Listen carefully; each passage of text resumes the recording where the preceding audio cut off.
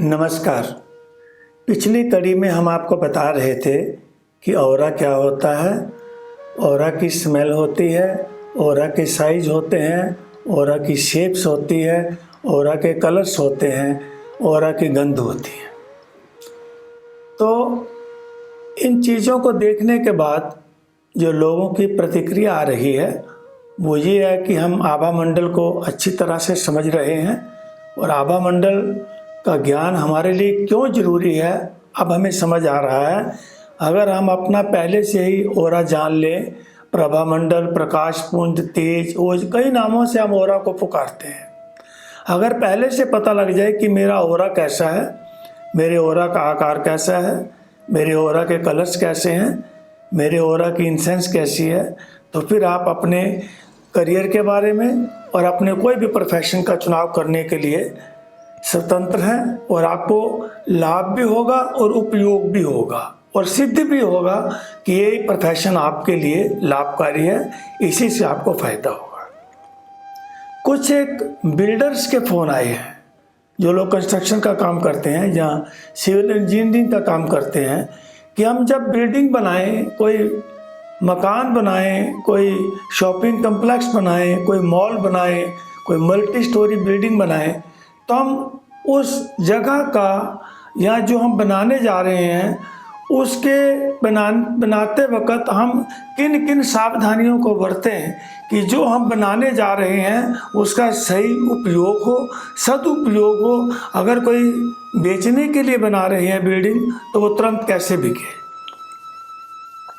सबसे पहले हम जब प्लॉट लेते हैं, ये उसकी बात कर रहा हूँ जो बिल्डिंग अभी बनी नहीं है। जब हम कोई प्लॉट लेते हैं और बिल्डिंग बनाने के लिए हम ये देखते हैं कि उसकी दिशा किधर है, यानी उसका प्रवेश द्वार कहाँ पर है।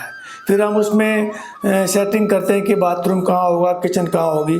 इन सब से पहले ये जानना ज़रूरी है कि जो लैंड हमने ली है, जो भूमि हमने खरीदी है, क्या जिस पर्पस के लिए हमने खरीदी है, मान लीजिए आपने रहने के लिए मकान बनाना है, उसके लिए खरीदी है, तो क्या वो जगह का आभा मंडल रहने के लिए ठीक है या वहाँ का आभा मंडल व्यापार के लिए ठीक है।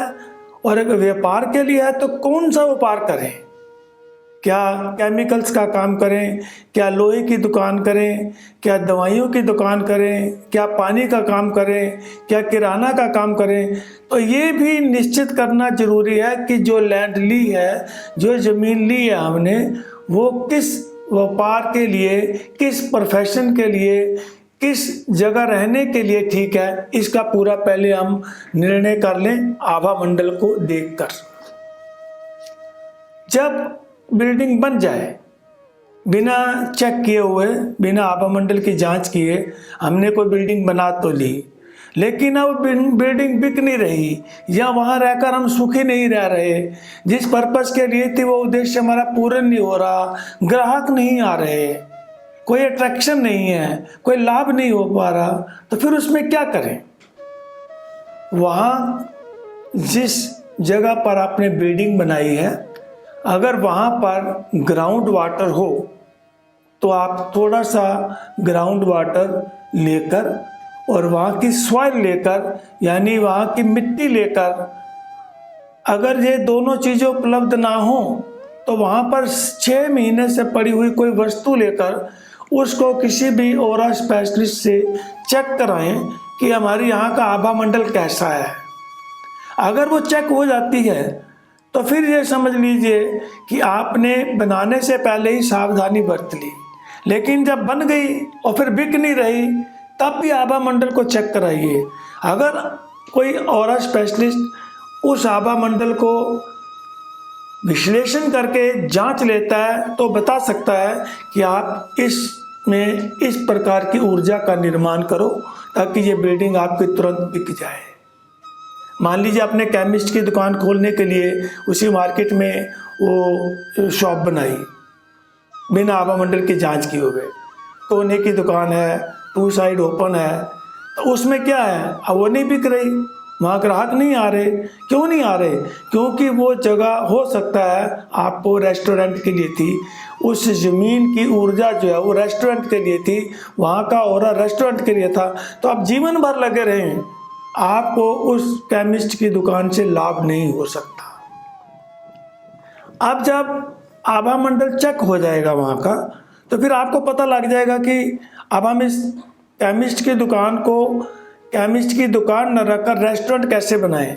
तो ये तो असंभव है। आप केमिस्ट की दुकान को ही चलाएं तो उस प्रकार की ऊर्जा का निर्माण करना पड़ेगा।